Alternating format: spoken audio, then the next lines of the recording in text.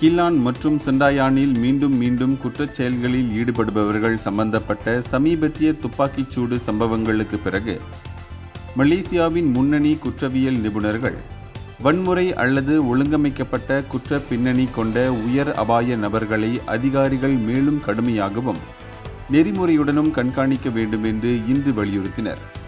இது குறித்து Dato doctor B Sundaramurthy கூறுகையில், நடமாடும் சுதந்திரம் சட்டப்பூர்வ உரிமை என்றாலும் அபாயகரமான போக்குகள் காணப்படும் போது காவல்துறை புலனாய்வை பயன்படுத்தி தனிப்பட்ட முறையில் கண்காணிக்கவும் தலையிடவும் வேண்டுமென்று வலியுறுத்தினார்.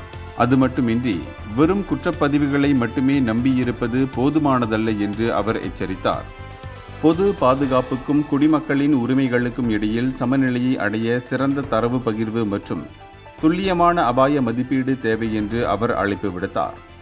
இதனிடையே மற்றொரு நிபுணரான டத்தோஸ்ரீ டாக்டர் அக்பர் சாத்தார் கூறுகையில், வன்முறை குற்றங்களை தடுக்க செயலூக்கமான கண்காணிப்பு, வலுவான அமைப்புகளின் தேவைக்கு ஆதரவாக பேசினார்.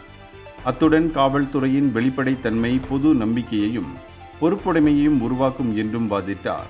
ஒட்டுமொத்தமாக இந்த நிபுணர்கள் வன்முறை குற்றங்களின் மறு நிகழ்வை குறைக்கவும் சமூகத்தை பாதுகாக்கவும் விழிப்புணர்வு ஆதாரம் அடிப்படையிலான அணுகுமுறைகளை ஆதரிக்கின்றனர் என்று NST செய்தி வெளியிட்டுள்ளது.